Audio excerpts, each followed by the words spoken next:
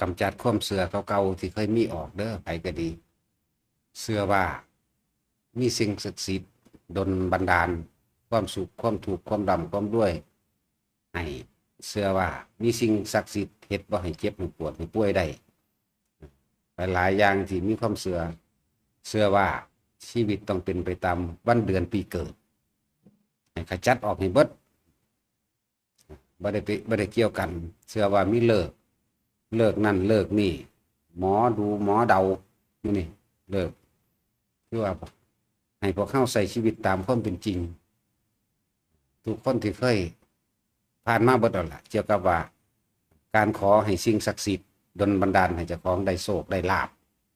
ได้ร่ำได้รวยได้ยศถาได้บรรดาศักดิ์ได้ถูกหวยได้รวยเบอร์ทุกคนผ่านมาหลายแล้วทำบุญทำทานยังเขาขอเอาเชื่อว่าสิมีสิ่งศักดิ์สิทธิ์ดลบันดาลให้บ่มีเด้อบ่ได้อีกคิดตามความเป็นจริงเจ้าของ วันเดือนปีเกิดก็บ่มีความสำคัญอีหยังวันที่เวลาก็บ่มีความสำคัญอีหยังเลิกงามยามดีก็บ่มีความสำคัญอีหยังดวงดาวหรือว่าเขาดูดวงว่าพวกหมอดูดวงโดยไพ่ยิปซี่หมอดูดวงโดยเอาวันเดือนปีเกิดหมอดูดวงโดยใส่ปีเก่าโบราณตะกี้ชวดจะดูคันถอมลงมาเสียงมันเมียละกาจอคุณเจ้าเกิดปีนั้นตกปีนี้ปุยปีซ้วยปีกระต่ายปีเต่าปีข้อขาดปียังสิบ่เป็นไปบ่กิ่งจักอย่างเด้อบ่กิ่งจักอย่างเชื่อว่าการขึ้นบ้านใหม่ขึ้นวันที่เท่านั้นเวลาเท่านี้หรือว่าการตั้งเสาบ้านเชื่อว่าต้องทำพิธีต่างๆเอาเงินโยนใส่ในหลุมเสาแต่ละหลุมเขียนนั่นใส่หูกใส่กีเอาใบคูนเอาใบย่อนะมาผูกมาใส่มีความเข้าใจเชื่อว่าที่มีบ้านเฮาสิค้ำสิคูนว่าหลายอย่างในการในเลิกการทำมาหากินเลิกดำหน้าเลิกออกจากบ้านเลิกค้าเลิกขายบ่มีบ่มีบ่เป็นไปแล้วก็บ่เป็นความจริงเด้อเสือเลิกงามยามดีบ่เป็นยังละตั้งแต่กี้มันมีมาแล้วคำหนึ่งสร้างแก้วขึ้นสู่ปราสาทคำสองคำฟังธรรมพิปราสาทสามคำบ้านหนาคนส้นสี่คำคนบ่ทันเม่นห้าคำต้องเสียนพระรามหกคำทรงสำเภาไปค่ะจังสิบ่เป็นจริงเด้อคำหนึ่งสร้างแก้วขึ้นสู่ปราสาทคำว่าบ่ดีว่าบ่ได้เกี่ยวกันนี่แหละจึงบอกว่าบ่เกี่ยวกันเลยสวดสดุคันถอดมาลงมาเสียงมาเมียระกาจอคุณกับบ่มีเข้าใจว่าล่ะนั่นแหละถ้าเฮาจะพ้นคนที่แค่ว่าถึงพระรัตนตรัยแล้วบาปกรรมอย่างอื่นอาจจะมีอยู่ความคิดความนึกมันบ่ไปเกี่ยวไปของกับสิ่งศักดิ์สิทธิ์บ่ได้ไปเกี่ยวกับว่าศาลปู่ตาหอเจ้าบ้านผีนั่นผีนี่ความคิดของเฮาบ่ไปเกี่ยวไปของเวลาตกทุกข์ได้ยากระลึกนึกถึงพระพุทธพระธรรมพระสงฆ์ได้จังซี่ความคิดของเฮาไปเกี่ยวไปของสิ่งเหล่านี้นั่นแหละมันจังว่าเป็นทุกอย่างมันเกิดจากจิตอยู่แล้วใจเป็นไงใจเป็นประธานอยู่แล้วมันเลยไปเกี่ยวของกับเฉพาะพุทธธรรมสงฆ์พวกนี้สิห่างไกลอบายอยู่เด้อเปรตสุรกายนรกเดรัจฉานสิห่างอยู่เด้อนั่นแหละเยเกกิพุทธังสนังคตาเสนติกมิสันติอปายภูมิปหายามนุสังติหังเทวกจังปะริปุเรสันตตินี่บุคคลทั้งหลายเหล่าใดเมื่อ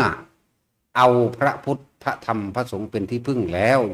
ย่อมเป็นผู้ห่างไกลจากอบายภูมิมีไหมเทวดาบางพวกเวลาเขาสวดมหาสมัยสูตรนี่ตะกี้ผมบ่ได้ฮู้ได้ว่าบาปบุญบ่มีบาปบุญแบบนั้นแบบนี้แต่ว่าไปเห็นนั่นเห็นนี่นึกถึงแต่พระพุทธเจ้าครับพระธรรมพระสงฆ์นั่นแหละสั่นเนี่ยตายไปแล้วในจิตสุดท้ายในขณะนั้นนึกถึงพระพุทธเจ้าว่าสั่นผมก็เลยเริ่มเป็นเทวดาสั่นนั่นสั่นนี่เด้เนี่ยเบิ่งดูนั่นน่ะมึงเคยทำบุญยังกับบ่เคยทำบุญก็บ่ฮู้จักว่าแต่ว่าเวลาผ่านไปนี่ก็แค่เคารพอยู่นับถืออยู่หังบ่เฮ็ดตามเข้าใจว่าล่ะเทวดามันว่าเอาเองได้นี่ผมก็เคารพอยู่นับถืออยู่ผมบ่เคยประมาทพุทธธรรมสงฆ์เด้แต่ว่าห้ามผมฆ่าสัตว์ผมก็บ่เฮ็ดบ่ได้ผมเป็นนายพรานยากจนหาของป่ามาขาย เออได้เนื้อได้เก้งได้กวางได้กระต่ายได้เต่าหรือว่าเห็ดของใหม่ของปลามาแลกเขาวแลกน้ำกินก็สิให้เราก้าวกายพระพุทธธรรมสงฆ์บ่เคยว่านั่นเห็นบ่ล่ะมันเคยทำบุญทำนี่อยู่เป็นจังใด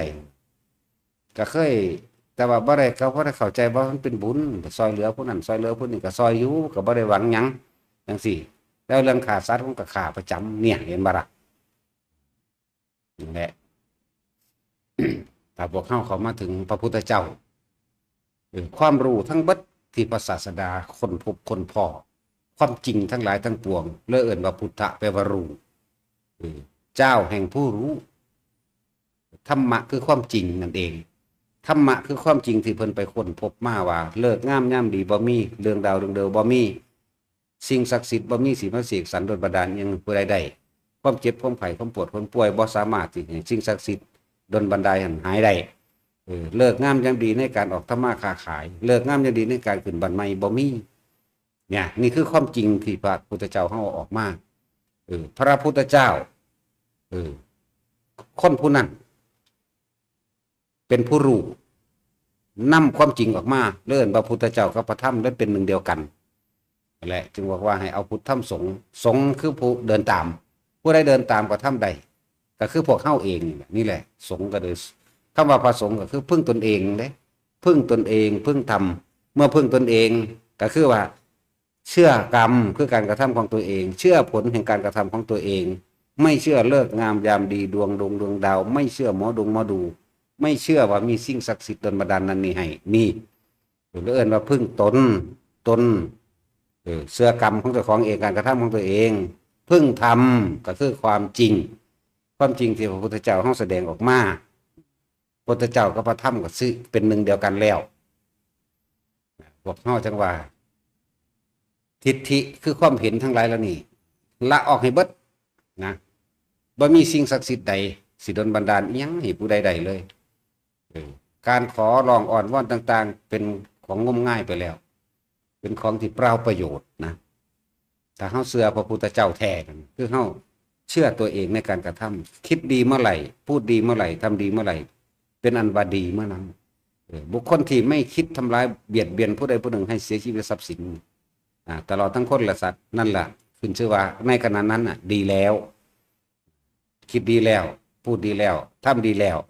เป็นมงคลแล้วเป็นบุญแล้วสงบแล้วเป็นอย่างก็ว่ามันเป็นบุญคือความสงบเด้สงบโดยบุคคลภายนอกนี่นะเขาบอกไปหลักไปปนไปกี่ไผเขาก็อยู่สบายทันตัวแม่นบ่ล่ะเขาจะได้ไปกังวลหลอนอีหยังกับว่าไผสิมาจับกูบ่นอไผสิสงสัยกูไปเห็นนั่นเห็นนี่บ่นอทันตัวนี่แม่เขาบอกตัวเขาไปหลักหมักม่วงหลักหมักฮุงเขามากินจังซี่เขากินฟ้าวกินเด้แต่ว่าในใจของเฮามันหูอยู่ได้ว่าไปหลักของวันนี้เห็นบ่สงบทั้งใจหรือว่าบัดนี้แม้กันพี่น้องบักม่วงที่เฮาไปหลักม่านไหมเขาย่างมาจักเขามาหยังเขาถามมาเล่นน้ำซื้ออะไรกินข้าวกับยังเคยจังซี่แหมบ่ทั้งนี้มันสั่นไว้แล้วแม่นบ่ล่ะนี่คือความจริงอันนึงนะนี่แหละจึงเรียกว่าพึ่งตนพึ่งธรรมพึ่งความจริงความจริงมันเป็นแบบนี้แต่เฮาเฮ็ดน้ำเพลินเรียกว่าเฮาบ่ไปลักไปฆ่าไปปล้นไปกี้กินเหล้าเมายาแม่สติมันก็มีบริบูรณ์ดีตัวก็เป็นบุญพอแห้งเลยคือความสงบเกิดขึ้นบ่สงบโดยหมู่บ้านสงบโดยบุคคลสงบโดยที่เฮาเห็นกันอยู่นี่แหละแล้วมันก็สงบจากภายในพอถ้าเฮาบ่ไปเฮ็ดความผิดไหมใจเฮาก็สงบเฮาก็บ่คิดว่าสิตัวเด้ล่ะคือมันบ่ได้แต่งคำตัวไว้เด้เนาะแม่ว่าล่ะเพื่อนไปงานใดงานหนึ่งไปหาหลักเกิบเขามาจังซี่อุ้ยงามจากใดแห้งลอยเอาหลักเอาจังซี่เวลาสิใส่ก็ไปรีใส่อยู่เฮือนเจ้าของถ้าหลักเกิบคนบ้านเดียวกันก็เลยเนาะใส่เบิ่งโอ้พอดีจังซั่นจังซี่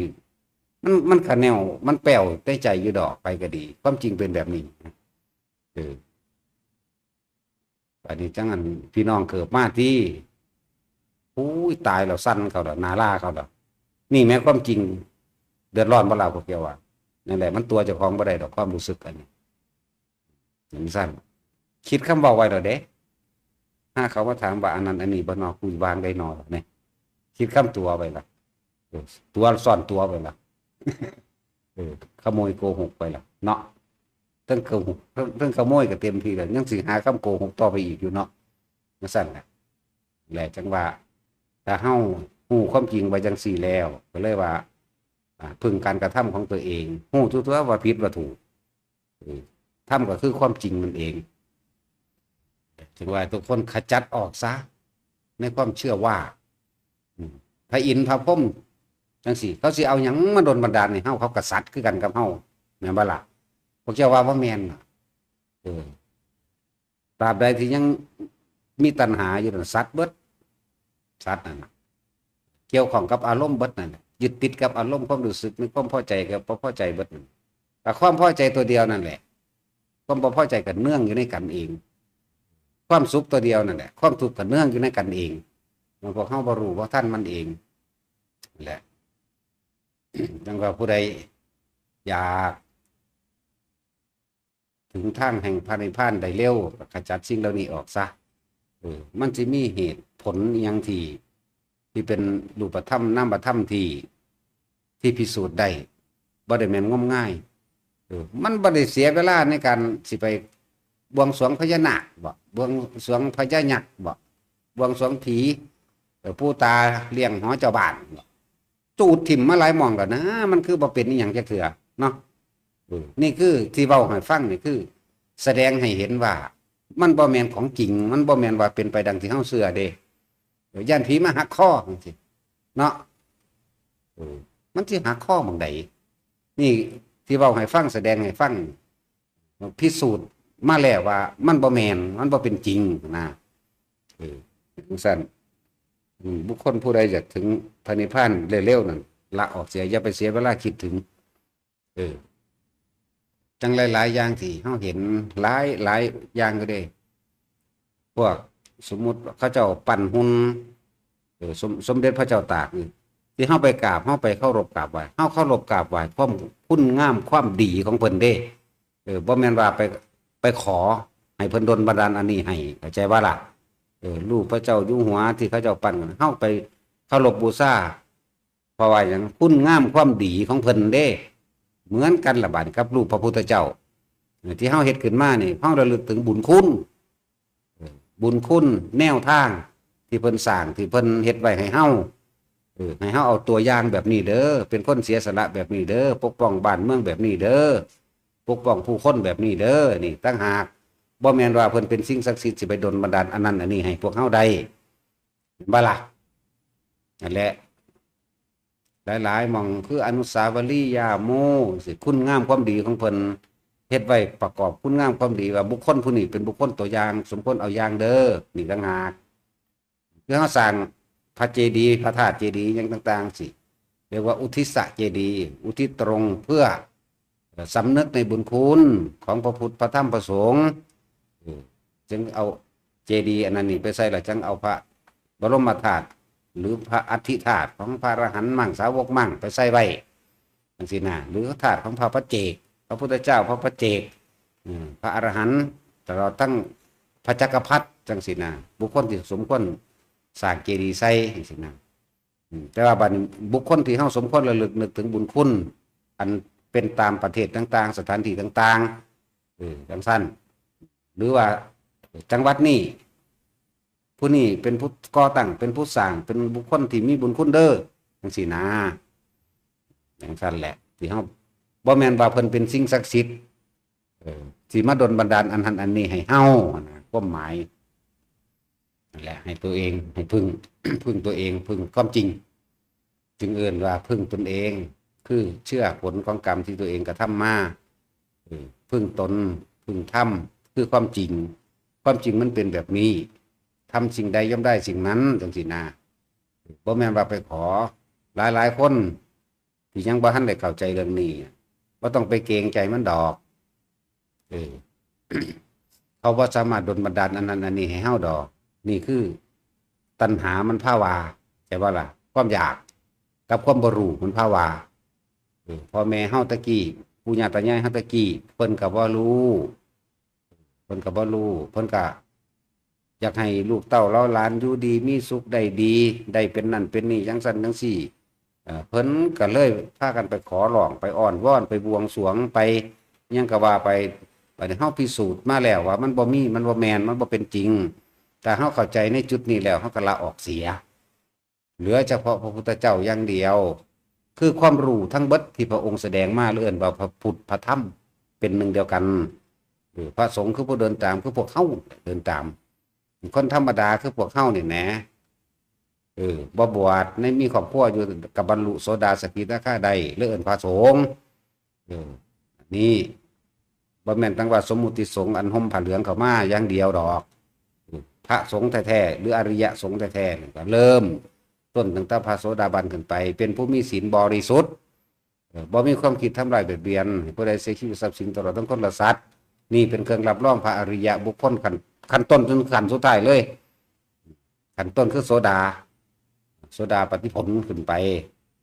จนถึงพระอรหันตผลพุละนี่คือขั้นต้นตัวนี้เริ่มเป็นเครื่องรับรองเป็นเครื่องรับรองนึกถึงความตายผู้ใดเกิดมาทั้งเบิดตายเบิดนั่นแหละบ่มีผู้ใดหลอดพ้นนี่คือตายตัดตายสิมีจิตเดียวคืออยากไปนิพพานตอนนั้นมีพระโสดาเห็นบ่เชื่อพระพุทธพระธรรมพระสงฆ์เป็นที่หนึ่งนึกถึงความตายก็อยากไปนิพพานเท่านั้นตอนนี้อย่างอื่นบ่ได้เชื่อเด้อเรื่องพึ่งตนเองกับพึ่งความจริงไปพร้อมแหละเรื่องว่าอริยะบุคคลขั้นต้นขึ้นไปจนถึงที่สุดเป็นหนึ่งเดียวกันเบิดโดยศีลเป็นเครื่องรับรองตั้งแต่พระโสดาบันขึ้นไปนะจนถึงอรหันต์เสมอกันโดยศีลตัวนี้คือบ่มีความคิดทำลายเบียดเบียนทำลายผู้ใดผู้หนึ่งเสียชีวิตทรัพย์สินตลอดทั้งคนละสัตว์บริสุทธิ์แบบนี้นั่นแหละ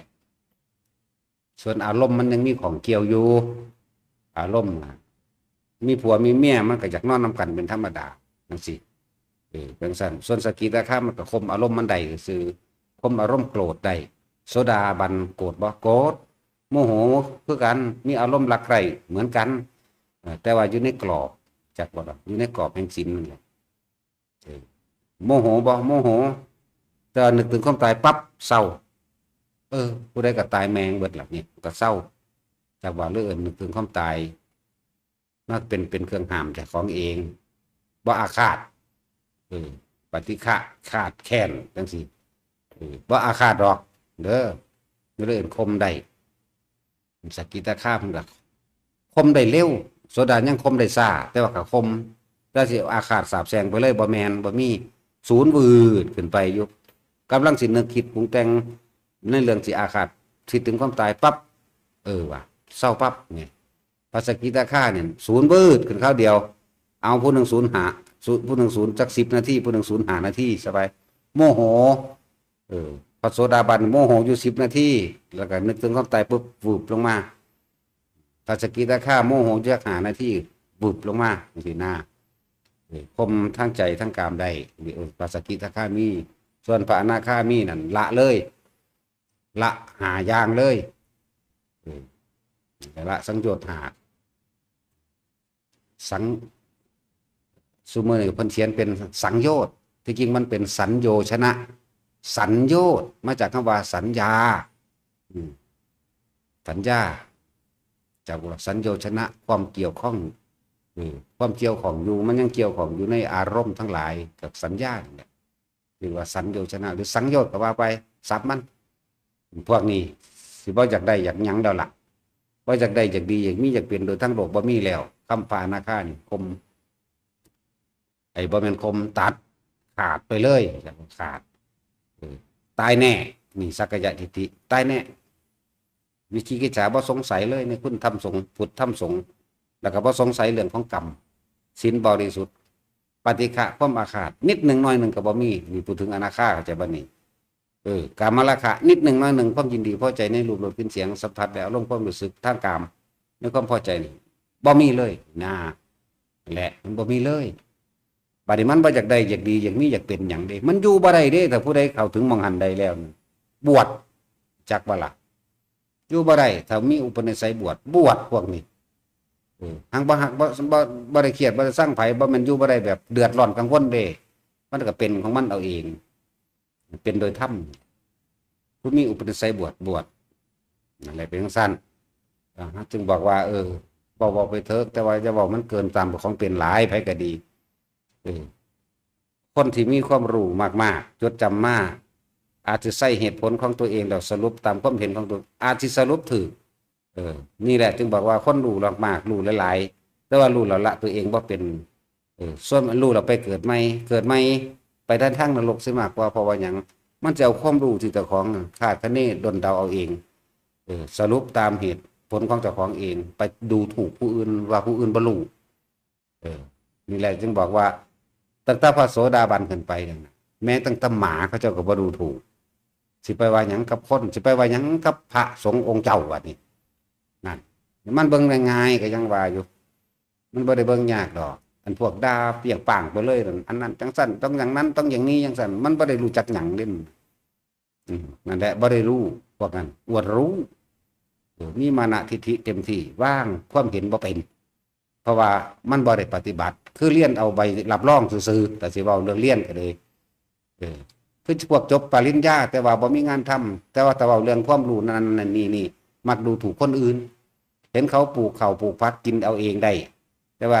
แล้วก็พวกนี้สิเว้าในเชิงวิชาการกับเขาดังนั้นต้องใส่ปุ๋ยจังซั่นต้องขุดหลุมกว้างยาวลึก50 เซนติเมตรใส่ฝุ่นใส่ปุ๋ยแบบนั้นแบบนี้อันแต่ว่าพวกเขาปลูกกินอยู่เลยนั่นไหมเขาเว้าเด้เนาะเห็นปะแม่เล็กเขาเว้าเด้เขาปลูกกินเสมอเขาจะไปเว้าเห็นยังหลักการอันนั้นเห็นปะล่ะหดน้ำใส่ปุ๋ยใส่ฝุ่นนั่นใดเขาก็หูแต่พวกหลักการวิชาการแบบนั้นเด้จบปริญญาบ่มีงานทำเนาะพวกเขาบ่ได้จบแมวยังล่ะจะกูปลูกผักกินเองได้ปลูกข้าวกินเองได้สิต้มแปดเปื้อนเพื่อออกเมื่อยล้าเนี่ยได้เฮาหูในตัวเฮาเองเนาะเฮาก็กินผลมันเองแต่ว่าพวกนั้นบ่ได้แปดสิต้มบ่ได้ยิแงะเขาโลดนั่นบ่ล่ะจังซั่นพวกเรียนรู้ธรรมะจดจำมากก็คือกันมักสิดูถูกผู้อื่นเด้พวกนี้เข้าใจว่าเจ้าของรู้เป็นจังซั่นจึงบอกว่าอีหยังก็สร้างมันสู่ภาคปฏิบัติบ่ได้ปริยัติเฮาก็บ่ปฏิเสธเฮาก็เรียนคือกันเอาแม่มึงสิมาปทใดกู11เนาะเอาแม่บ่เห็นบ่นี่ยังแปลให้ฟังอยู่แต่ละมื้อแต่ละเว้นนั่นเนาะพอน้อยบัดเว้ามันก็เว้าไปอยู่เด้ล่ะเนาะจังซั่นแบบนักทำหยังบัดนี้เนาะมันยังละเก่าใบอยู่เด้อันสิเขียนว่านักทำนักเทิมนี่แหละเพราะเฮาบ่ปากซื่อๆแนวจังซั่นมันยังศูนย์คนนั้นผู้นี้อยู่นี่นะจักสิเว้าไปหยังนั่นแล้วนั่นแหละสู่ภาคปฏิบัติบ่ได้ดอกบ่จำเป็นต้องมีหยังมากเฮาบ่หาแต่ไปเรียนเอาใบหยังมันดอก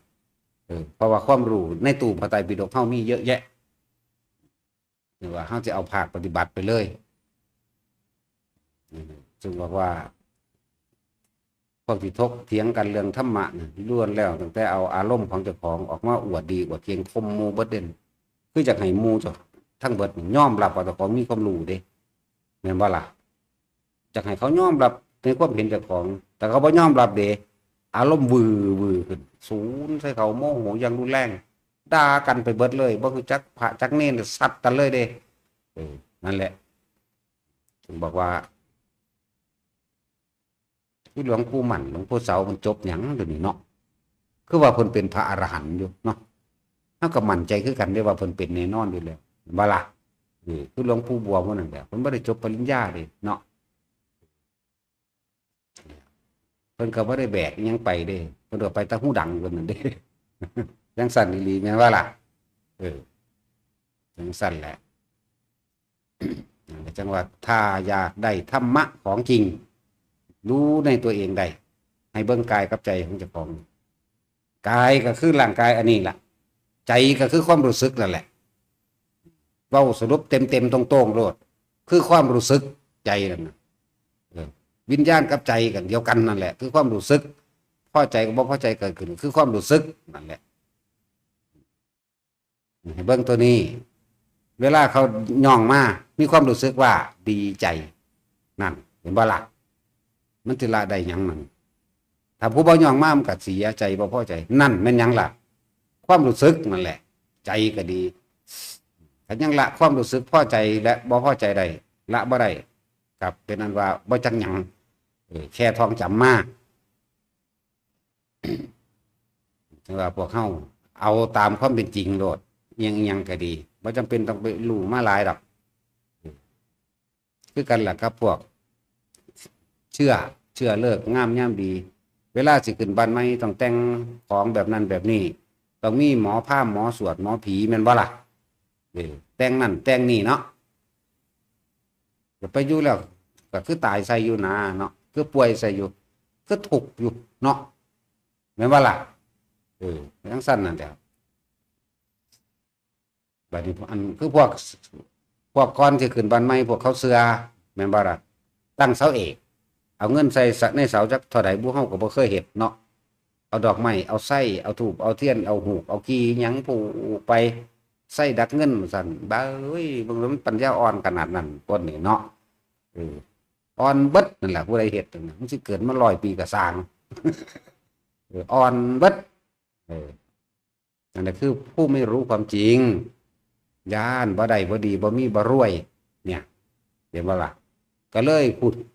เฮ็ดไปตามอยากให้ผีสางนั่งไม้เทวดามาเสกให้เด้นี่แม้ความจริงมันได้อยู่บ่บาดหลังจากตั้งโค้งเข้าแล้วเอิ้นคนมากินเหล้าเมายานั่นเห็นบ่ล่ะเอิ้นคนมาขึ้นมายกเงินก็ว่ากินเหล้าเมายาแล้วเปลืองกว่าเก่าอีกเนาะบัดนี้เฮาพวกสร้างเขาเฮ็ดไปบัดเขาเมื่อยเขาสิกินข้าวอยู่ในห่มที่เขามุงแล้วเห็นบ่ล่ะกินข้าวแล้วเขาก็นอนกลนเติดอยู่หั่นอยู่เด้ล่ะคือพันได้ขึ้นมันคือนอนหลับอยู่ว่ะเนาะบ่แม่นมันยืนคองจ้องอยู่หั่นแต่ละคนเด้มันบ่ยืนคองจ้องอยู่เด้อุ้ยเงินบ่แล้วบ่ทันได้มีวิธีขึ้นสูอย่านอนเด้อบ่ว่าเด้มันก็หลับโกนตาเบิดทุกคนในหั่นเนาะจังซั่นแหละมันคือบ่เป็นหยังนะแต่ให้ทุกคนระลึกนึกถึงตามความเป็นจริงเลิกละออกเสียในความเชื่อกับความจริงมันบ่แม่นเด้มันคนละเรื่องกันนั่นแหละเพราะว่ายังเฮาตกอยู่ใต้ธาตุอำนาจแห่งตัณหาตกเป็นทาสของตัณหาคือความอยากก็เลยมองบ่เห็นความจริงก็เลยเฮ็ดไปตามกันบ่เห็นความจริงว่าเนี่ยขึ้นยังได้ก็ได้บ้านใหม่ผู้ใดเฮ็ดแบบนั้นก็เฮ็ดไปเถอะแล้วคือเก่ากันว่าแต่มีของพร้อมก็เฮ็ดแล้ว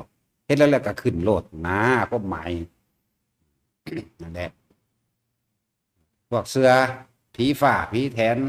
หมอล่ำปัวกันเนาะฝรั่งมีบ่เนาะฝรั่งล่ำมันปัวกันนะรักษากันโรคนั้นโรคนี้มันมีอยู่บ่วะซ่อนขวัญจังซี่แม่ฝรั่งมีบ่นอ เป็นตามีพอยังสิ้นจะไปเมืองนอกเขาซ่อนขวัญอยู่บ่เวลาลดลมบางทันบางนี้เขาไปซ่อนขวัญอยู่บ่วะเนาะน่าจะบ่มีนะเนาะ แม่นว่าสั่นพวกเจ้าว่าพวกเขาจักแม่นอีหยังซ่อนขวัญจักมันอยู่ไสเนาะมั่วตัวไปเบิดอรรถนั่นแหละเพราะว่าไม่ฟังธรรมของพระศาสดาบ่สร้างความจริงที่เพิ่นแสดงสัตว์โลกเป็นไปตามกรรมกระทำสิ่งใดสิ่งนั้นนี่แหมบ่ฟังตัวนี้แหมคนเฮาเป็นธรรมดาเกิดมาแล้วก็ต้องเจ็บต้องปวดต้องป่วยสุดท้ายก็ต้องตายร่างกายนี่เป็นภาชนะรองรับความเจ็บปวดทุกชนิดร่างกายนี่เป็นรังแห่งโลกนี่แหมบ่ฟังเบิ่งบ่เนาะผู้ใดยึดติดในร่างกายเพิ่นก็เป็นทุกข์นำร่างกายแน่ถ้ายึดติดในตัวเองก็ไปยึดติดผู้อื่นพร้อมเป็นสั่นแต่ แต่ผู้ใดอยากถึงเร็วนะเลิกออกวัดละออกวัดในการเสือผีสางนางไม้เทวดาเลี้ยงหอปู่ตาเจ้าบ้านของหันมื้อนี้นะนั่นบ่ล่ะเป็นประเภทนี้เป็นเบิดบ้านเด้ว่าธรรมดาเด้เอากูนี่นาไปเลี้ยงมึงแน่มึงต้องเมืองสุดเนาะแล้วก็กูนี่นาไปจูดกูบ่บอกกูนี้ผู้ใดอยากญาติหลายก็เลยกูไปจูดให้ดอกยากหยังก็สร้างสรรค์ผู้ใดตายไปแล้วก็ไปตามจิตสุดท้ายมันบ่แม่นมาเป็นผีมารักษาคนอยู่หันมาเฮ็ดใส่คนอยู่หันบ่ว่าจะรักษาเด้เฮามาเบิ่งดีๆเด้อพวกกันมีความเชื่อว่าถ้าเจ็บท้องเขาแอดไปหาไม้ใส่หม้อจะไปเฮ็ดหยังมาเขาจะไปเหี่ยวมังหันอยู่บ่เหี่ยวใส่ห้องเหนียงเขาว่าจะว่าบ่ได้เหี่ยวก็ว่าบ่นะเด้เนาะ จะไปเงี่ยวใส่ต้นไม้นั่นจะบอกว่าเด้มันเดาไปเด้บักฮานั่นก็เลยโอ้ชื่อว่าสิแมนนั่นไปว่าแล้วว่าเด้ตะของได้เป็นผู้ให้ข้อมูลเขาฟังดีๆเด้อไปก็เลยมันเดาไปต้นนั้นต้นนั้นต้นนั้นแต่ก่อนเด้ว่ามันจะไปเงี่ยวใส่ลักแดนก็มีเด้บ่ธรรมดาบ่ก็ว่าแม่นอยู่เด้เนาะว่านั่นเห็นว่าหั่นบ่แม่นเด้อจะไปเฮ็ดอันนี้การกล้วยบันไดให้เขาข้ามว่าตัวน่ะแล้วก็แต่งแก้เด้อเฮ็ดกระทงหน้างัวหน้าควายเนาะให้ไปเฮ็ดจังสั่นจังซี่เด้อนี่มาบัดนี้399 บาทเอาอีหลีนี่แล้วจังสั่นแล้วคือมันถือความย่านความหวาดความกลัวที่บ่ได้รู้ความจริงคมไว้เบิดเลยคือบ่ได้คิดถึงความเป็นจริงในคำสอนพระพุทธเจ้าเลยเด้แล่นหาแต่แนวผู้อื่นที่มาแก้กรรมให้ตัดเวรตัดกรรมแก้กรรมความนั้นก็มีให้เด้แล้วก็สังเกตเบื้องโลดถ้าว่าผู้ใดเป็นหยังมาเก็บท้องปวดหัวหรือว่าอันนั้นนี่มาว่าผีเห็ดโดดก็จักสิถือหาแม่มันยังได้อันว่ามีแต่ผีเห็ดเนาะอีหลีบ่ล่ะบัดนี้ล่ำแต่ว่าดีขึ้นมาแน่ก็ว่านั่นแต่ว่าผีก็เฮ็ดให้ป่วยผีก็เฮ็ดให้เศร้าโอ้ยไม่ก่อนมันสิเฮ็ดให้ป่วยก็เผาแมงถิ่มก่อนโดยเป็นหยังก็อีหลีนั่นแหละก็ยังว่ามันบ่เป็นความจริงเด้อแล้วสั่งเขาสิสร้างโรงพยาบาลทั่วประเทศโลกนี่ได้จังได๋เขาก็เอาผีพวกนั้นเอาหมอลำพวกนั้นตัวไปล่ำเอาเนาะผ่าตัดเนี่ยเอาหมอลำไปล่ำผ่าตัดบางดูมันสิได้อยู่บ่วะเอาหมอลำไปถอนแขวบางดูมันได้อยู่บ่วะแม่นว่าซั่นมีอยู่บ่มันก็มีแต่เขาเอาครีมงัดออกโดดไปก็เลยเอาผีผ่าผีแทนพวกนั้นไปล่ำถอนแขวมันได้บ่นอเนาะพวกกระดูกแตกกระดูกหักผ่าตัดนี่ก็บ่เห็นผีพวกนั้นไปผ่าตัดเด้ล่ะมีแต่มักย่องกันซื่อมีหยังล่ำประยังดอกไม้แดงจังแงะที่ตัวกันซื่อเอามาบัดนี้900ว่าเด้มันหลายคน ปั่นกันนี่คือความที่เฮาบ่รู้เฮางมง่ายเข้าไปนะอะไรฉันบอกว่าทุกคนเปิดธรรมะให้เขาเจ้าฟังแน่ไปก็ดีเปิดยัดเยียดเข้าไปโลดมันทั้งสะกิดใจดอกหน้าจักมือหนึ่งเฮ้ยมันแม่นความเพิ่นไปเลยเนาะกูก็เฮ็ดจังซั่นอีหลีนะแม่นว่าซั่นห้องน้ำห้องเนียงเหี่ยวใส่กกไม้ใต้กกไม้จังซั่นจังซี่ย่านผีมาเฮ็ดจังซั่นจังซี่แต่ว่าเก็บท้องบ่เศร้าอันนั้นนี่ก็ไปหักไม้ใส่หม้อเขาก็ท่วงจังเหี่ยวใส่ห่มบกบ่ก็บ่นะจังเหี่ยวใส่ห่มจิกบ่มันไล่ไปเรื่อยๆเด้มันไล่หาเอาให้มันถือแม่นบ่ล่ะบ่งั้นเหี่ยวใส่ห้องเนียงเขาบ่ว่าเด้บัดนี้จะไปเหี่ยวลงน้ำบ่เอาก็แล้วแต่มันสิเหี่ยวใส่แล้วไล่ไปเอาจนได้เด้จนถือก็บ่ถึงได้ก็เว้าของผู้นี้บ่นะบ่แม่นนะนี่ดีนี่แหล้วพวกเจ้าเคยเป็นบ่ตอนน้อยนี่เล็กเคยไปหาอยู่บ่แม่นบ่ อีหลีเด้พวกเป็นจังซั่นอีหลีเขาก็เว้าซาวไปเรื่อยพวกเจ้าคิดนำไปเรื่อยเด้จะว่าโอ้จักมองหันอีหลีเด้นักก็ว่าเด้นั่นไผว่าแล้วนั่นแหละนั่นแหละพวกเจ้าได้ให้ข้อมูลเองบอกไปหาดูหมอคือกันเกิดวันหยังเอามึงสิถามเฮ็ดหยังถ้ามึงแม่นไหมเกิดวันอังคารวันพุธพฤหัสเวลาเท่านั้นเท่านี้พ่อแม่มึงเป็นผู้นั้นผู้นี้ซื้อไว้จังซั่นจังซี่คือบ่บอกโลดมาถามนำเฮาเฮ็ดหยังแม่นบ่ล่ะพวกเพิ่นเสื่อหมอดูมันก็ต้องว่าไปเลยแหมโอ้นี่เกิดวันนั้นลูกผู้นั้นลูกผู้นี้หลานผู้นี้ปู่ย่าตายายซื้อไว้จังซั่นจังซี่มันต้องบอกไปเลยแหมมาถามเฮาเฮ็ดหยังถามเอาเด้พวกเจ้าเป็นผู้บอกเขาเด้เนาะแม่นบ่ล่ะแต่ผ้าแมงถิ่มโดนสะอ่อนอย่างเป็นจังซั่นความจริงแบบนั้นอีหลีหมอดูใหม่ๆขึ้นมาอีกหมอดูไพ่ยิปซี่ยิปเซอร์ไปเนาะหมอดูเลขท้ายโทรศัพท์ก็มีโอ้ยสมัยตะกี้มันมีอยู่พอเป็นสั้นแล้วเขาหาวิธีกินแปลกๆเนาะนั่นแหละคนเฮาเพราะว่าบ่ฟังธรรมพระพุทธเจ้าก็เลยเป็นสั้นแต่ฟังธรรมมันก็เข้าใจกันก็เลิกได้ล่ะก็บ่งมบ่ง่ายไปนั่งสั้นก็บ่ไร้สาระนั่งสั้นแต่เฮาฟังธรรมพระเจ้าเข้าใจแล้วเฮาก็บ่ไปขาไปหลักของไผเด้พอมันเข้าใจแล้ว ถ้าก็ไปหาหลอกต้มผู้ใดให้เกิดความเดือดร้อนและกังวลเด้บุญนอกๆนี่มันก็เกิดขึ้นเพราะแห้งอะเด้เพราะว่าบุญในมันเกิดขึ้นแล้วใจของเฮาเองบ่ไปคิดทำลายเบียดเบียนไผแม่แต่ทั้งสั้นอ่ะมันก็สงบในแล้วมันก็สงบนอกเองต่อคือแต่มันก็สงบภายในหมู่บ้านเองอย่างน้อยก็สงบตัวเองก็อยู่แบบปลอดภัยไร้กังวลบ่มีความคิดบ่ได้มีความหม่นหมองบ่มีความเศร้าหมองว่าไผสิมาลักมาปล้นจี้ตีขาเฮาเด้เพราะเฮาบริสุทธิ์จักว่า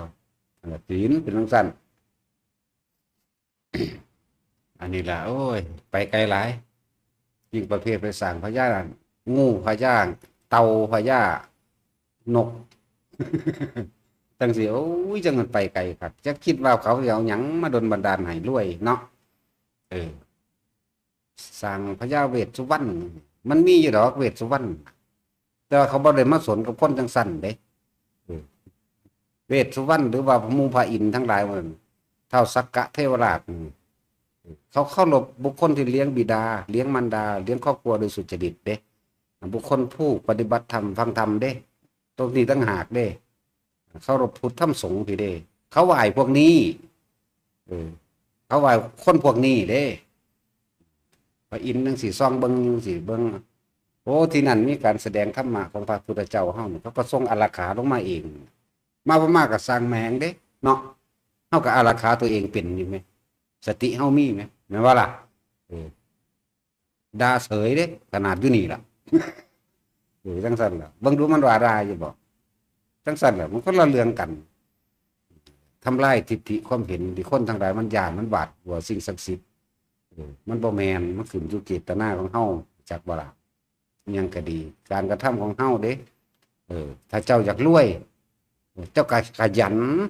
ซื่อสัตย์ประหยัดอดทนจะคบคนพาลได้จะเป็นพาลเสียเองนี่แหมถ้าอยากรวยก็เลย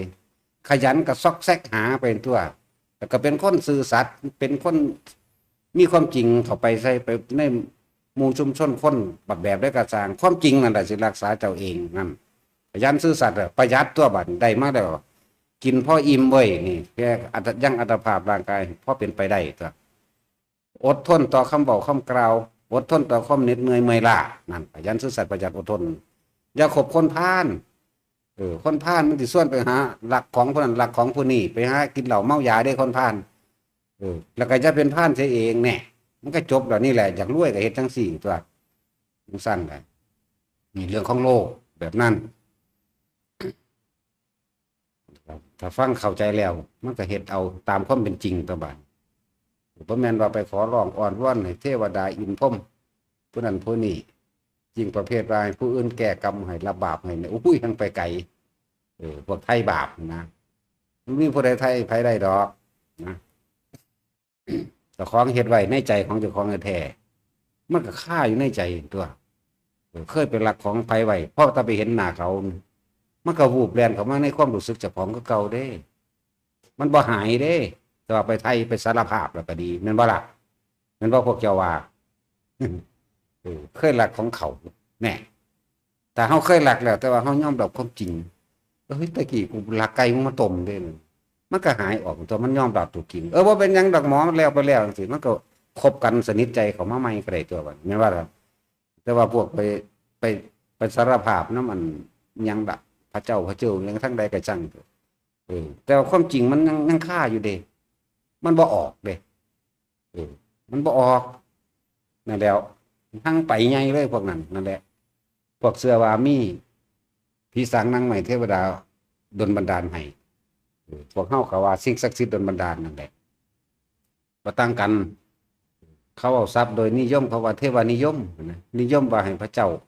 นิยมว่าให้พระอินทร์พระพรหมนิยมว่าให้พญานาคให้พญาครุฑนิยมว่าให้พญาเต่าพญาป่าพญาหมามันนั่นแหละดลบันดาลให้มันเป็นไปบ่ได้เข้าใจว่าล่ะจังซั่นแหละหลายคนไปเอาสิ่งอื่นมาคุ้มครองเจ้าของเองเห็นบ่ล่ะสิ่งศักดิ์สิทธิ์ทั้งหลายบางคนก็เอาต้นไม้นั่นไม้นี่มาเป็นมงคลแล้วคุ้มครองบางคนก็เอาเสือเอาแขวสร้างเอาแขวเสือเอาแขวเอานอแหลดเนาะ มาคุ้มครองอิหยังแน่โอ้ยหลายอย่างเด้โอ้ยสัตว์เดรัจฉานมันจะไปคุ้มครองผู้ใดได้บางคนก็เอาแขวหมูตันแม่นบ่ล่ะเออว่ากันเป็นตะอยากหัวเด้เนาะเอออ้างแขวหมูตันกันผู้หนึงก็อ้างอิหยังผู้หนึงมีแขวหมูตันผู้หนึงมีนอแรดเนาะของขังเขานั่นนะผู้หนึงมีแขวเสือไฟนี่เด้เขาเอามาอ้างเฮาอยู่อันใดขังกว่ากัน โอ้ยนะทอกันคือว่าทอกันของผมดีกว่าเด้นั่นอันกูที่ถามว่าแขวหมูตันเฮ็ดใดจังใดแขวมันมามันตายได้จังใดแม่นบ่ก็มันตายตัวแต่มันตันดีมันก็ยิ่งบ่เข้ามันก็พาแขวมันแล่นหนีจนตัวสูงซั่นดอกเนาะแม่นบ่ล่ะนอแลดก็คือกันมันตายได้จังไปแต่ไปเลื่อยเอาว่านั่นน่ะจังมาหาเฮ็ดมันเป็นรูปนั้นรูปนี้จังมาเฮ็ดปลัดพกปลัดขิกโอ้ยมีอันเดียวจนสู้กับรักษาบ่ปุ่มแล้ว สู้ยังก็มาเพิ่มอีกยังว่าอันใดดีกว่ากันเสมอกันเพราะว่าเป็นสัตว์เดรัจฉานคือกันดอกแม่นบ่ล่ะคือแขวมันตันนั่นแหละแต่มันตันนี่ดีมันยิ่งบ่เข้าไผสิได้แขวมันเนาะมันก็พาแขวมันแล่นหนีตัวแลดก็คือกันมันก็พานอแลดมันแล่นหนีตัวของมันอยู่ในโถมันแหมจังซั่นแหล้วแขวเสือก็คือกันเอาไปกันนั่นกันนี่อยู่ซั่นเบ้ยมันคือบ่กันตัวมันเองมันคือให้เขายิ่งเอาอยู่ซั่นแม่นบ่ล่ะแม่นบ่ให้น้อย มีอยู่บ่เจ้าแขวหมูตัน ปัญตาแขวเฮาก็ยังถอนทิ่มบักลายแล้วเนาะสิไปเอาแขวผู้อื่นมาหวงไว้เฮ็ดหยังเป็นบ้าขนาดนั้นเหล็กไหลอันนึงเนาะเหล็กไหลตกทอดมาจากคุณดิปูของปูของปูของปูเด้ตายเบิดแล้วเด้พวกครอบครองกันเลยเนาะแต่ว่าตายจังได๋สิครอบครองเขานำเขาได้เนาะ มันงมง่ายดีเด้คนซั่นแหละตายเบิดนี่แหละบ่ได้เห็นความจริงไปให้สิ่งอื่นๆมาคุ้มครองเจ้าของจังได๋นั่นแหละเลยบ่ได้ถึงที่สุดแห่งธรรมจักเทื่อเลยบ่เข้าใจตัณหาของเจ้าของเองคือความอยากบ่เข้าใจอารมณ์ความรู้สึกในความยึดความอยากได้อยากดีอยากมีอยากเป็นการกระทำทั้งหลายแหล่นี่เป็นไปเพราะว่าความอยากได้อยากดีอยากมีอยากเป็นเลยไปอาศัยสิ่งศักดิ์สิทธิ์ต่างๆมาซอยเจ้าของให้เจ้าของรวยให้เจ้าของได้ดีมีเป็นนั่นนี่มันธรรมดาเด้คนนั่นแหละเลยเวียนว่ายตายเกิดแต่ว่าบ่เข้าถึงตัวใจเจ้าของเองบ่เข้าถึงความรู้สึกแท้ๆของเจ้าของเองบ่เห็นอนิจจังคือความบ่เที่ยงแท้แน่นอนของโลกบ่เห็นความเป็นไปบ่เห็นความทุกข์ที่ยึดอยู่บ่เห็นความสิ้นสุดคือความตายแต่ว่าสิ่งที่บ่ตายคือใจที่มันยังยึดอยู่นี่มันบ่เห็นตัวนี้แม่นั่นแหละบ่เห็นอนิจจังบ่เห็นทุกข์บ่เห็นอนัตตาเป็นจังซั่นเลยฟังธรรมะของพระพุทธเจ้าบ่เข้าใจเลยแสวงหาประมาณบ่ได้ตัณหาคือความอยากหาต้นก็บ่ได้หาปลายก็บ่เห็นเด้มันวนด้วยมันเป็นวงกลมแหละเหตุและปัจจัยทั้งหลายให้หมู่สัตว์ทั้งหลายเกี่ยวข้องอยู่กับอารมณ์แห่งความรู้สึกยึดติดอยู่ในรูปเห็นบ่รูปลักษณะท่าทางบุคคลสัตว์สิ่งของที่เฮาพอใจเห็นบ่นี่กามบ่ได้นี่แล้วก็มีรสก็มีกลิ่นก็มีเสียงสัมผัสอารมณ์ความรู้สึกลงราคะคือพอใจตัวเดียวนั่นแหละนี่ต่างหากมันเลยบ่เห็นมันเลยลิ้นรนและแสวงหาเมื่อแสวงหาแล้วเลยหาตัวซอยแสวงหาพร้อมเด้เอาสิ่งศักดิ์สิทธิ์นั่นแหละที่ว่ามาซอยเอาเลิกงามยามดีเอาผีปู่ตาพญานาคพญาอินทร์หยังก็แล้วแต่มาซอยเจ้าของเบิ่งดูมันธรรมดาบ่เนาะสิ่งศักดิ์สิทธิ์เอาไปเอามาพระพุทธเจ้าเฮาก็เลยกลายเป็นสิ่งศักดิ์สิทธิ์อยากได้หยังก็มาขอนำพระพุทธรูปนั่นแหละแล้วเบิ่งแหน่เราเบิ่งคนดีๆเนี่ยเป็นหยังแค่ตาหลูบๆอยู่เห็นบ่เพิ่นบ่ได้มองตาเตลิดเด้มีว่าพระพุทธเจ้าตาเหลือกพระพุทธรูปไอ้ตาเหลือกมีบ่ได้มีเด้มีแต่เฮ็ดตาหลูบๆลงเบิ่งสั้นเบิ่งดังเจ้าของนี่นะเพิ่นให้เบิ่งเจ้าของความหมายเพิ่นจังความสลดสังเวชให้เกิดขึ้นแก่หมู่สัตว์สังเกตเบิ่งเด้อพระพุทธรูปองค์ใดก็ดีเป็นแบบนั้นเหลือบตาลงเบิ่งเพิ่นให้เบิ่งตัวเองจังซั่น แม่นบ่ล่ะมีอยู่ว่าพระพุทธรูปตาเหลือกมาเลยใส่ผู้นั้นผู้นี้พระเจ้าสิน คิดออกว่าเจ้าผมมีนะเนาะ แต่ว่าคนเป็นบ่าอย่างหางคนบ่ได้ทำบุญสุนทานอย่างเด้ มากราบแล้วมาขอเอาว่าสั่นเบิ่งดูหั่นเบ้ยเอาตัณหามาใส่เพิ่นคักเนาะเออขอเอาเบิดขอฮอดสนะคดีได้เจ้าของเฮ็ดผิดมาก็สิเพิ่นซอยโอ้ยเป็นกูถีบซะเดียวนั้นโลดแล้วอืมอีหลีนั่นแล้วมีอีหลีเด้ไปขอจังสั่นขอจังสี่นั่นแหละเลยบ่ถึงคำสอนเพิ่นเลยบ่เข้าใจคำว่าอัตตหิหมายถึงการกระทำของตนเองนั่นแหละเป็นที่เฮ็ดให้เจ้าของได้รับผลของเจ้าของเองเนี่ยหน้าโถพึ่งตนเองก็บ่เป็นเห็นบ่สั่นไปฟังธรรมของเพิ่นบ่เข้าใจฉะนั้นเลิกออกเบิดเด้อผู้ใดก็ดีหมายถึงว่าเลิกออกซะมันบ่มีจริงดอกอันแนวจังสั่นเออผู้ใดก็ขอเป็นถ้าขอแล้วมันได้มาดังนั้นกระทับเจ้าของตายเอาเองก็แห้งมาคนอยู่ในนี่ขอเป็นเบิดทับตายตะโดนแล้วบ่เห็นกันดอกพวกเฮาตายเบิดแล้วเนาะเป็นยังเล็กมันยังน้อยก็ขอมาแตะโดนกักแล้วอันบ่ล่ะบ่เห็นกันข้อยก็ขอเป็นคือกันตะกี้ก็เลยข้อยก็ตายจะก็ตายแนวเจ้าของขอได้ก็ตายมาทับเจ้าของตาย มันจะเอากองไว้หม้องใดในโลกอันนี้ต่างๆพวกเฮาเหยียบยากอยู่ทุกเม็ดดินนี่นะบ่ว่าสิอยู่ต่างประเทศบ่อยู่ไสก็ตามล้วนแล้วแต่เหยียบกระดูกเจ้าของเบิดเด้อพวกเฮาเกิดมานี่เท่าใดแล้วนี่แหละเพราะความบ่รู้เพราะความหลงของเฮาเองความเวียนว่ายแต่เกิดเลือดของแต่ละคนนี่มันมากมายิ่งกว่าแม่น้ำในทะเลทั้งสี่น้ำเบิดโลกนี่น้ำเบิดโลกสูง3-4โลกมากกว่าที่เบิ่งดูพวกเฮาตายมาเท่าใดแล้วเคยถูกฟันข้อเลือดไหลมานี่มันหลายเท่าใดแล้วแหละมันธรรมดาเด้ขี้ดินที่เฮาพวกเฮาเหยียบอยู่ทุกก้อนดินนี่มากกว่าโลกทั้งสี่ที่เบิ่งดูบาดนี่แต่โลกนี่มันก็พอแห้งแล้วแม่โลกทั้งสี่เพิ่นได้เพิ่นเทียบว่ามันโลกเดียวเด้นี่อาจจะชมพูทวีปโลกมนุษย์โลกที่เฮาเห็นอยู่เดี๋ยวนี้อมรโคยานะทวีปโลกอยู่ทั้งนั้นก็ซ้ำเฮานี่แหละอีกโลกหนึ่งปุเพวิเทหะทวีปโลกนั่นอุตรกุรุทวีปโลกอยู่ทั้งนั้นโลกทั้งสี่โลกนี่พวกเฮาเนี่ยเกิดตายแต่ที่เทียบกระดูกของเฮาแล้วซ้ำเม็ดดินเม็ดหนึ่งของโลกของแต่ละโลกมันเท่าใดล่ะเกิดมามากแล้วเพราะว่าความไม่รู้ว่ามีโอกาสแล้วได้ยินได้ฟังแล้วนึกถึงตามความเป็นจริงดูสิ่งศักดิ์สิทธิ์ทั้งหลายก็บ่สามารถเสกสนดันบันดาลหยังให้ได้เลิกงามยามดีก็บ่อาจสามารถเหตุผู้ใดวันเกิดเดือนปีเกิดก็บ่แม่นอีกดวงดาวดวงเดียวยังสิมาเกี่ยวกันกับชะตาชีวิตคนบนดินอีกก็บ่แม่นอีกนี่หันเข้ามาเบิ่งการกระทำของเจ้าของคักศึกษาเข้าไปในธรรมะพุทธเจ้ามันบ่มีมากเลยที่จริงเพิ่นสอนนั่นเพิ่นสอนอริยสัจสี่นี่แหมบ่ได้มีมากเลยเอาหัวใจจัก3 บทธรรมจักรปวัตตนสูตรก็รู้แก้งได้แล้วพวกเนยยะลงไปอนัตตลกนาสูตรหรืออธิตปริยยสูตรเรียนใน3 บทนี่จบละว่าหาตั้งแต่ไปมีหยังมากหรอกพวกเขากับพากันทองพากันท่องจำคำสอนของเพิ่นไว้อยู่นี่นะเนี่ย3 บทนี่ไหมหลังจากเพิ่นตรัสรู้แล้วพระธรรมบทแรกที่แสดงขึ้นมาพระพุทธเจ้าทุกพระองค์แสดงแบบเดียวกันเบิดคือธรรมจักรปวัตตนสูตรความเป็นว่ายแต่เกิดเหตุและปัจจัยทั้งหลายของหมู่สัตว์ทั้งหลายในการเกิดในการดับเนี่ยเพิ่นบอกไว้เบิดแล้วนี่แหละแท้ธรรมจักรบทเดียวนะครับเหลือแหล่แล้วล่ะที่พูดถึงแล้วก็ดี นั่นแหละถึงว่าเรียนรู้บ่หาแต่ไปเรียนมากดอกเรียนเอาแน่นี่พวกเฮาสวดอยู่แล้วบทแรกที่พระองค์แสดงธรรมก็คือธรรมจักรบทที่2ที่เพิ่นแสดงคืออนัตตลักษณะหมายถึงว่าอลักษณะสิ่งทั้งหลายทั้งปวงล้วนแล้วถ้าเป็นของเสื่อมของสลายของแตกของดับเลื่อนว่าอนัตตา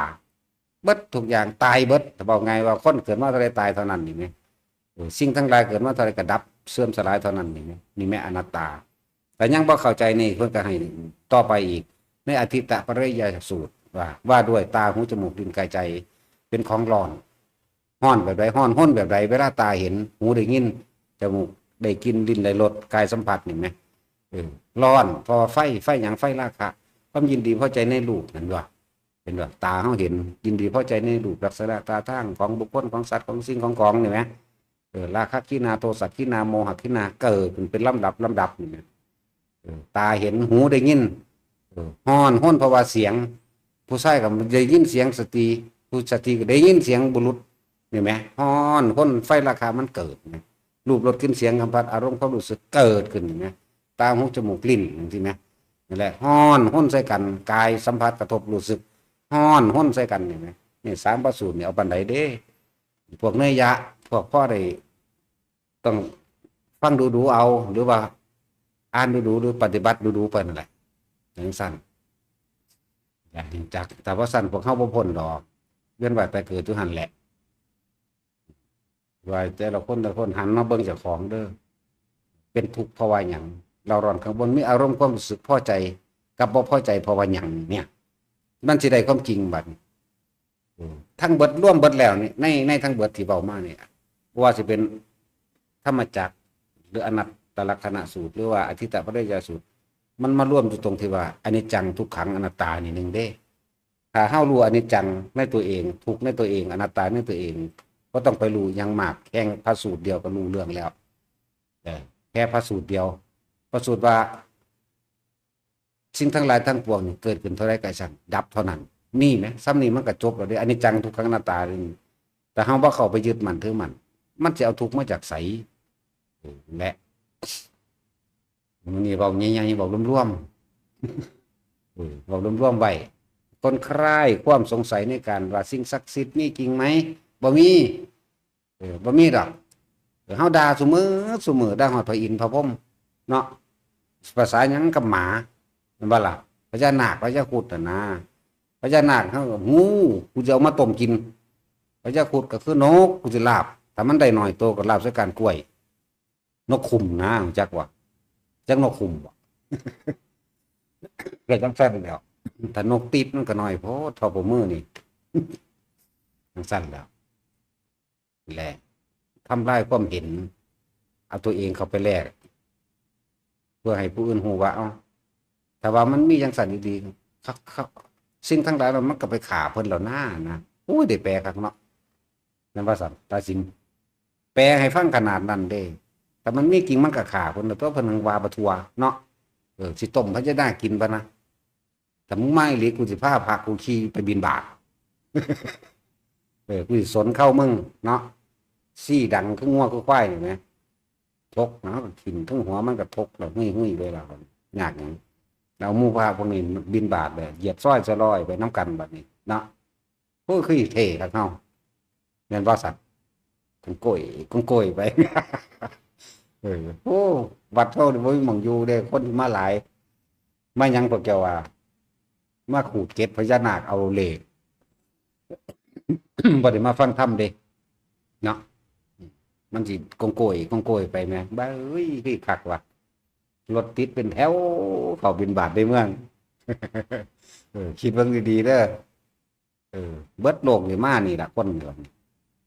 แต่ยังว่ามันบ่มีงูนั่นแหละนาคก็เลยบ่ได้แม่นว่าสิเสกหยังผู้ใดได้ดอกเด้อแต่ยังมีความเชื่อเรานี่อยู่นั่นเฮาก็บ่อาจสามารถละทิฏฐิละความเห็นได้ฉะนั้นฟังดีๆแล้วเอาไปร่วมลงว่าเพิ่นสอนเฮาหยังมักมีองค์8หนทางของพระอริยเจ้าตราบใดที่ยังมีคนปฏิบัติตามมักมีองค์8โลกนั้นหรือสถานที่นั้นไม่ว่างเว้นจากพระอรหันต์เด้มักมีองค์8สัมมาทิฏฐิมีความเห็นถูกต้องตามความเป็นจริงเด้เฮาบ่ได้แปลคือหมู่เด้พอพูดเพิ่นแปลไว้แล้วเฮาบ่เข้าใจก็เลยต้องแปลว่ามีความเห็นถูกต้องตามความเป็นจริงจากประสบการณ์จริงและชีวิตจริงของตัวเองว่าสิ่งทั้งหลายทั้งปวงเป็นไปตามการกระทำของเจ้าของเองไม่ได้เป็นตามสิ่งศักดิ์สิทธิ์ไม่ได้เป็นไปตามเทพเทวดาอินทร์พรหมทั้งหลายดลบันดาลให้เป็นแต่เขามีความเห็นตามจริงว่าสัตว์โลกเป็นไปตามกรรมหนึ่งการกระทำของตัวเองแบบเป็นผลจากที่ตนเองกระทำให้สุขหรือทุกข์เจ้าของเฮ็ดเอาเองสุขหรือทุกข์เจ้าของยึดเอาเองนี่ไหมสัมมาทิฏฐิแหลกกันเลยคือความเห็นถูกต้องตามความจริงเนี่ยสัมมาทิฏฐิแหลกสัมมาสังกัปโป บัดนี้สมาธิสมาสังกัปโปมีความดำริอีหยังก็ว่าไปถ้ามันเห็นตัวนี้ถึกแล้วความคิดในขณะที่ตาเห็นเดี๋ยวนี้หูได้ยินเดี๋ยวนี้มันก็เป็นถูกต้องไปคือเก่านั่นแหละสมาวาจากัมมันตัวอาชีววายโมสติจนถึงที่สุดแห่งสมาธิมันก็จิตตั้งมั่นไปเลยเพราะนั้นเฮ็ดไปตามนี้ ตามเป็นจริงว่าสิ่งทั้งหลายทั้งปวงเป็นอนิจจังเป็นทุกขังเป็นอนัตตานี่ก็ได้สัมมาทิฏฐิแหลกจะบอกมีความเห็นตามความเป็นจริง เห็นตามเป็นจริงว่าสัตว์ทั้งหลายเกิดเท่าไหร่ตายเท่านั้นสัตว์ทั้งหลายนี่มีความเกิดธรรมดาก็มีความดับเป็นธรรมดาเห็นทั้งสี่ก็ได้บัดนี้ตาเฮาเห็นบัดนี้สัมมาทิฏฐิสัมมาสังกัปโปความดำริตามชอบธรรมนี่เพิ่นแปลไว้แบบนั้นว่าเมื่อเฮาตาเห็นปุ๊บก็มีความคิดว่าสิ่งทั้งหลายทั้งปวงเกิดดับบ่ควรเข้าไปยึดมั่นถือมั่นจังสี่ก็ได้สัมมาวาจากามได้เว้นก็บอกไปตามความจริงนั่นแหละแน่มันก็จริงไปตามนั้นแหละพูดประกอบอาชีพกับงานตามจริงการกระทำตามความจริงแน่ที่ไปใส่สัมมาสตินึกก็นึกถึงความจริงอีกคือเก่าจนถึงที่สุดสัมมาสติไอ้สัมมาสมาธิ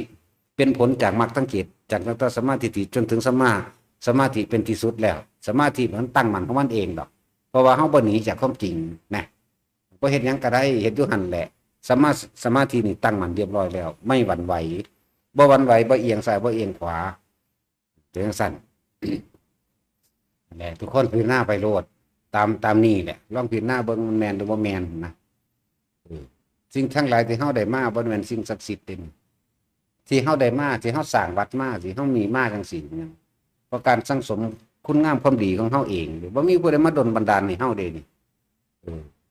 ถางเอาพอแห้งเด้อันป่านี่ซื่อว่าสิอันแปลนได้ซื่อว่าสิเป็นวัดได้แม่นบ่ล่ะบ่ได้มีสิ่งศักดิ์สิทธิ์ใดได้ทางกับยายล่มได้อยู่นี่ทั้งทางไปน้ำทั้งไห้ไปน้ำเด้เนาะถ้ามันเมื่อยมันห่อนบูหนามเหยียบหนามมีเบิดเด้ทั้งหิวเข่าทั้งเขามาไหลมันว่าธรรมดาเด้นี่ไหมเขาก็เฮ็ดไปของเฮานี่ไหมแต่มีสิ่งศักดิ์สิทธิ์มาเว้ยมันก็เป่าเพียงไปเดี๋ยวมันก็ได้ของตัวนั่นแล้วนี่แม้ความจริงที่พวกเฮาเป็นมาไหมยังสั่นเลยทางเอามีดมักจกนี่แล้วจังซี่นี่ไหมเวลาเฮาขึ้นเศษศาลาจังสิไปตัดไม้หามมาแบกมาพอแห้งเลยมีคนมาครบพร้อมกับพักกันขึ้นเลยได้ว่าได้เอาบ่ได้มีเลิกงามยามดีอย่างได้ขึ้นไปเลยไม่พ่อหรือยังเฮาหลดคนมาพ่อหรือยังเฮาแต่คนมาพ่อเดินหักตับหัวตายเนี่ยจังสี่เด้นั่นแล้วนี่แล้วมีความเห็นถูกต้องตามความเป็นจริงบ่สักเห็นตามความเป็นจริงบ่ล่ะก็จริงแบบนี้แล้วแล้วพระเฮ็ดได้สำนึงก็มีพวกหนึ่งมาจากนครสวรรค์สิมาหยังก็ยังตึงตะเล็งเต้งตึงนะสิมาบวงสรวงเจ้าที่ซั่นเฮาก็วากซะเด้กูนี่เป็นเจ้าที่ตัวแต่กูบ่สั่งพระสิเฮ็ดได้อยู่นี่ตัวแม่นบ่ล่ะแม่นบ่ล่ะเป็นแม่นบ่พระเยสินก็บ่สั่งบ่มีผู้ใดเฮ็ดได้หลายขึ้นจังซั่นอีหลีนั่นแหละสิให้มาบวงสรวงเบื้องนั่นเบื้องนี้โงหงโงเห่งโงหงหูขี้กูนี่โดนแล้วกูเมื่อยคักปานนี่ว่ะกูถางมาพอแห้งเลยนี่ว่ะตัดไม้กูแบกมาพอแห้งเลยนี่เนาะนี่สิมาโง่หงโง่เห่งลงไล่มือไล่ตีนถือตีนกูนี่ที่เสียเขามาจัดอันยังผลไม้ยังเก้าอย่างชนิดว่านี่เบิ่งไล่มือโอ้ยนั่นนั่นนี่เบิ่งไล่ตีนจังนั้นสิถือตีนกูได้สิเฝ้านี่ก็ดีเด้อว่ะกูบ่ได้สนใจแนวนี้เด้กูเมื่อยคักปานนี่กูถางมาพอแห้งจังสั่นอีหลีไหมจังสั่นเหรอลำบากอยู่ได้ว่าธรรมดาได้ปลูกต้นไม้กับปลูกมาเอาเองเบิดได้หลักเนาะยายล่มเป็นผู้หาบหาบน้ำสางต้องแรงไปได้กินหมากเดียวนี่มันไปล่ะการกระทำโดยชอบธรรมของเฮาเองเลยเกิดขึ้นจากการกระทำของเฮาเด้บ่ได้เกิดขึ้นจากสิ่งศักดิ์สิทธิ์เด้นี่จังสั่นเหรอได้ให้เสื้อตนเองเสื้อกรรมคือการกระทำของตัวเองเสื้อผลของกรรมเนี่ยเฮาดำดีมาเรื่อยโดยเฉพาะโตที่สุดที่พวกเฮาเป็นมานี่บ่เคยมีความคิดในการเบียดเบียนทำลายผู้ใดเสียชีวิตและทรัพย์สินเด้เฮาก็เลยเฮ็ดไปนั่นแหละมันก็สำเร็จเพราะว่าความเพียรของเฮาเองตั้งใจมุ่งมั่นสู่จุดหมายศรัทธาวิริยะปัญญามันมีอยู่ในกันนั่นแหละเฮามั่นใจว่าสิ่งที่เฮาทำมันเป็นความดีบ่เฮ็ดผู้ใดเดือดร้อนนั่นแหละคือความเห็นรอบแล้วเห็นรอบตรงใดปัญญาเห็นว่าเฮาบ่ได้เบียดเบียนไผเด้นั่นแหละก็มีความเพียรก็มีความอดทนเฮ็ดไปนำกันนี่สั่นมันธรรมดาเด้อันที่เฮ็ดมาสิว่าสิได้จังซี่หลายๆคนอาจจะไม่เห็นบาดมันสำเร็จเนาะพูนไปเบิ่งต้นแรกที่เขาเฮ็ดพูนบ่แม่นมาเอาผลมันแล้วนั่นแหละ ทุกอย่างก็เริ่มขึ้นจากตัวเองละก่อนเด้อตัวเองละเป็นที่ตั้งว่าถ้ามีหนึ่งมันก็ต้องมีสองมีสามไปเรื่อยคือหมู่พระภิกษุสงฆ์ทั้งหลายที่บ่มีกำลังใจก็ฟังเอาตัวสิ่งใดที่มันผิดพลาดไปแล้วทิ้งอย่าไปคิดถึงมันเริ่มต้นใหม่เอาหลวงพ่อเป็นตัวอย่างทำวัดตะกี้ก็ทำผู้เดียวบ่สนไผอยู่นำกันหกรูปเฮาทำวัดผู้เดียวเฮาบ่สนเด้แล้วก็บ่ว่าไผพร้อมทำ3-4 ชั่วโมงเด้อนั่งย่อๆทำเด้อจักว่าล่ะคุบเข่านั่นน่ะคุบเข่ายองๆนั่นน่ะเอาจนว่า3 ชั่วโมงกว่าสวดเบิดทุกบทอีกเบิดหนังสือให้สวดนั่นแหละเขาจะวางได้กระสร้างบ่ได้หัวซ่านี่ต่างหากนั่นแหละว่าถ้าเริ่มต้นด้วยตนเองเด้อไผก็ดีบ่แม่นว่าบ่ต้องไปโทษไผดอกว่าโอ้ยวัดนั้นบ่สอนวัดนี้บ่สอนครูบาอาจารย์ทั้งสั่นทั้งสี่พวกเก่าบ่ต้องไปสนใจวัดทุกวัดเดี๋ยวนี้มันมีพระไตรปิฎกเบิดนี่ศึกษาเอาอ่านเอาลงมือทำเอาเองในตัวเองเลยเฮาก็เริ่มต้นจากตัวเฮาเองเด้มันจังมีมาจังขนาดนี้ได้วัดพุ่นตอน3 โมงจนว่าหอดทุ่มหนึ่งก็มีหังเถื่อธรรมดาเด้อสวดบักเร็วสำเด้เพราะฉะนั้นมันบ่แล้วเฮ็ดไปจังซี่ล่ะเป็นทุกปีมันเป็นของมันดอก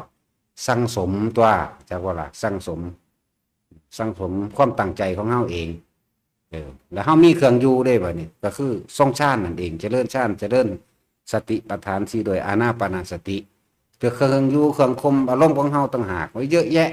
สวดมนต์บทนั้นบทนี้พิจารณาในร่างกายอาการ32อาการ42นี่เป็นเครื่องอยู่เฮาในกรรมฐาน40อย่างเฮาเฮ็ดไปเบิดตัวแนวเลยบ่ได้สนไผเด้นี่เป็นเครื่องอยู่ของเฮาต่างหากเครื่องอยู่ของความรู้สึกของเฮาเองคมบ่ให้มันออกไปข้างนอกมันหลายพวดอกและบ่แม่นว่าสิมาลัดเอาความสำเร็จของเพิ่นเด้